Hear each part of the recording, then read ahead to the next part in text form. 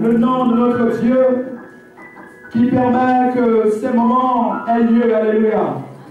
Qui dispose toutes choses favorables, alléluia. Amen.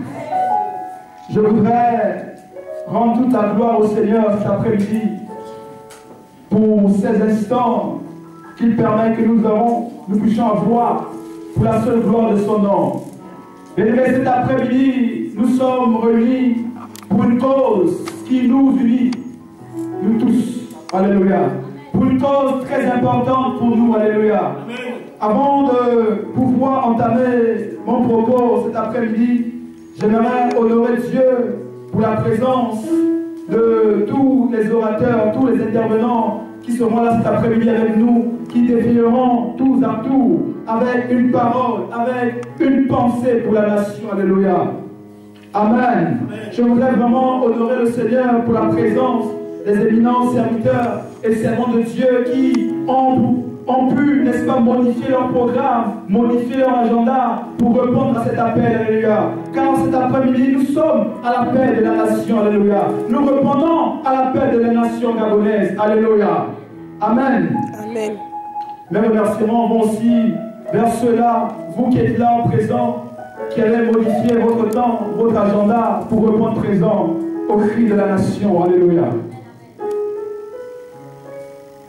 Bien-aimés, à l'heure où notre chère nation gabonaise traverse l'une des plus grandes crises, alléluia, jamais connue dans le passé, vous conviendrez avec moi qu'actuellement la nation est plongée dans une crise sectorielle, une crise institutionnelle, une crise sociale et même une crise économique et financière.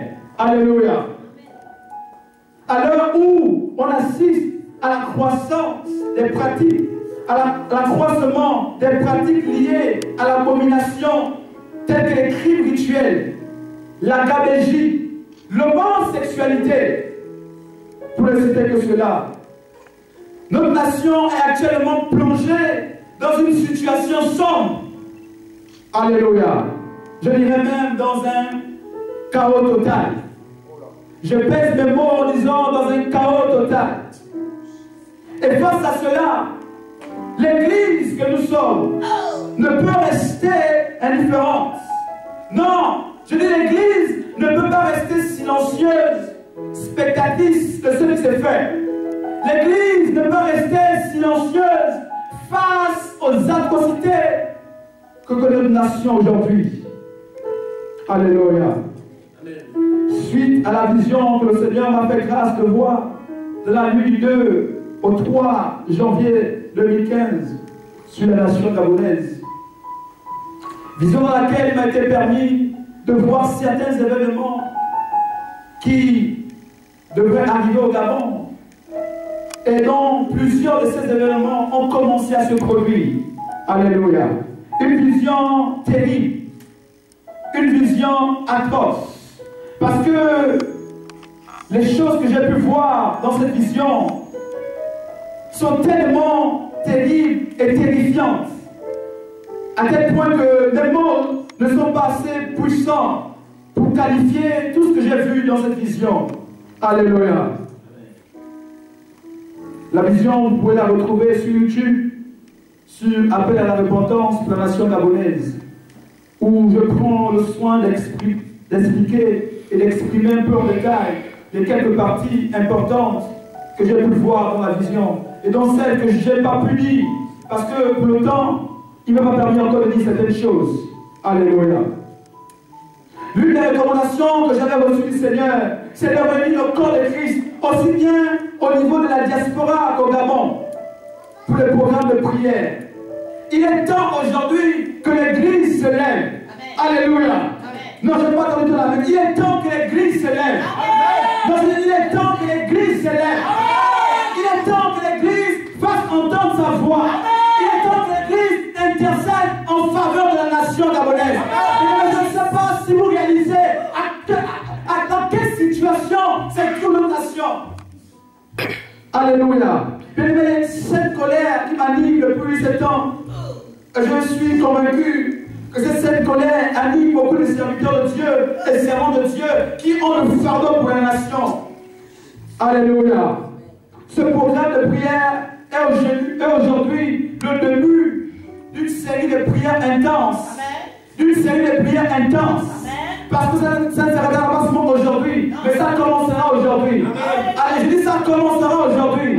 Aujourd'hui est un commencement, alléluia. Parce que nous allons commencer à initier des programmes de prière en faveur de la nation gabonaise.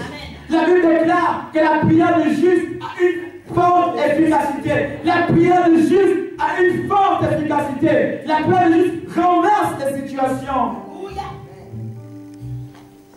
Et il m'était permis aussi de voir une seconde vision peu après celle que j'ai vue, plus précisément le mois de mars 2015. Le Seigneur m'est encore apparu en vision, montrer une seconde vision similaire à la première, avec les mêmes scènes. Et comme si, précurseur que le Seigneur m'avait donné, il dit: sache que les semaines qui suivent la seconde vision, je vais retirer une grande figure de la politique gabonaise.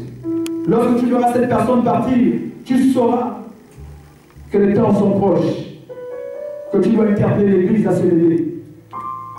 Bien-aimé, 3 semaines seulement après la seconde vision, le mois d'avril, nous avons enregistré les pertes des plus grandes figures de la scène politique nationale.